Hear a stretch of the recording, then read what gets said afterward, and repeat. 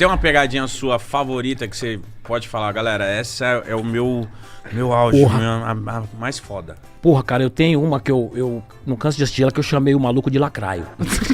Foi uma pegadinha que o maluco gueto mesmo. Virei pra ele, pá, comecei a desenrolar a ideia, vi que ele era guetão mesmo, aí ele falou, fala, parça. Eu falei, calma, lacraio, eu vou falar, ei, lacraio, caramba, irmão, você vem me chamar de lacraio? Eu falei, eu sei, vida, a hora que eu chamei ele de vida tá falando comigo aqui no telefone, minha mulher, mano. Essa eu não canso de assistir, mano, porque o maluco era gueto, mas tem várias, né, velho?